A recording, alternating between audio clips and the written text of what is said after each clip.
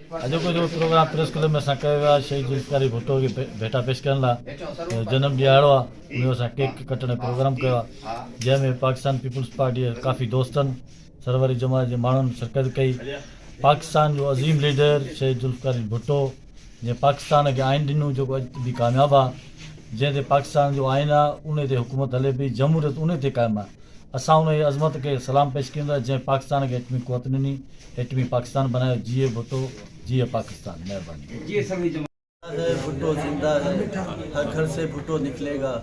ये जो इतना अरसा गुजरने के बावजूद भी ये जो नारे लगाए जाते हैं ये दर हकीकत वो शऊर है, वो आवाज़ है जो भुट्टो साहब ने एक आम आदमी, एक किसान को, एक मज़दूर को, निचले तबके को एक शऊर दिया कि आप अपने फंडामेंटल राइट्स के लिए बात कर सकते हैं। एक तरफ तो ये जो शऊर है ये दिया, इसका कोई नेमुल बदल नहीं है।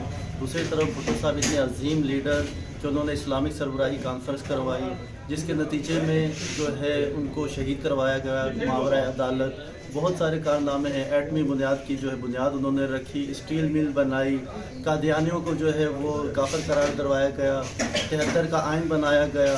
बहुत सारे कारनामे हैं जिसकी वजह से आज इतने सालों बाद भी भुट्टो को ज़िंदा कहा जाता है। उसके पीछे ये सब हक़ाइक़ हैं। भुट्टो साहब ज़िंदा हैं, भुट्टोइज़म ज़िंदा है, वो जो शऊर भुट्टो ने दिया है वो ज़िंदा है और इंशाल्लाह हमारे दिलों में ज़िंदा रहेगा।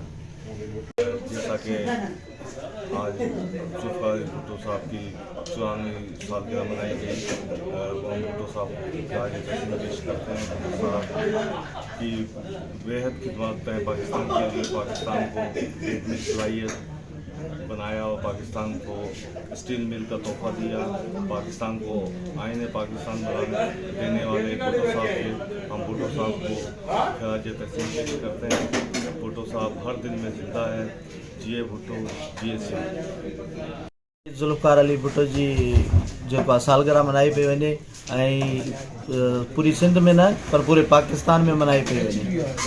सो असां भुट्टो साहब के सुर्ख सलाम पेश कयूं था। शहीद जुल्फ़िकार भुट्टे जी अॼु सालगिरह मल्हाई थी वञे हिते त मल्हाई थी वञे पर पूरे पाकिस्तान में मल्हाई थी वञे।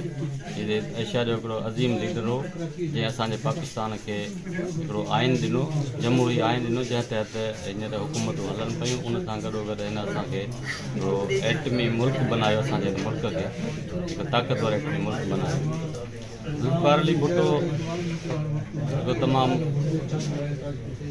वॾो अॻुवाण हो, अज़ीम अॻुवाण हो ऐं हुन जेको ग़रीब माण्हुनि में इन्हनि में वर्करनि में हिकु सियासी शऊर पैदा कयो जंहिंजे आधार ते अॼुकल्ह जेको आहे सो ॿाहिराड़ीअ जो माण्हू बि खुले ऐं सरेआम ॻाल्हाए थो, जंहिं आवाम खे आवाज़ ॾिनो।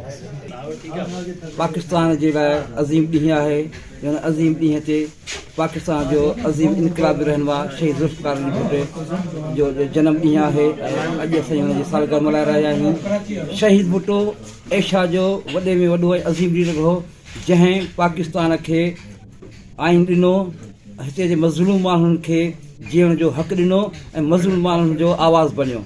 शहीद जुल्फ़िकार अली भुट्टो पाकिस्तान जे लाइ ऐं इस्लामी दुनिया जे लाइ जेको कारनामा कया उहे कंहिंखां ॿुधा न आहिनि।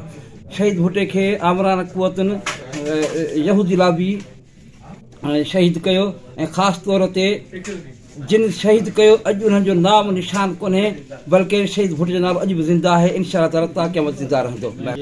असां जेको भुट्टे जी सालगिरह ॾींहुं आहे इन सां मुनासिब सां प्रोग्राम रखियो वियो सालगिरह जो। असां शहीद जुल्फ़िकार अली भुट्टो हिकु अज़ीम लीडर हुयो जंहिंखे अॼु असां भेटा पेश कई ऐं इंशाअल्लाह हीअ असांजे हर दिलनि में हूंदो ऐं मज़लूमनि जो आवाम जो किरदारु रहियो।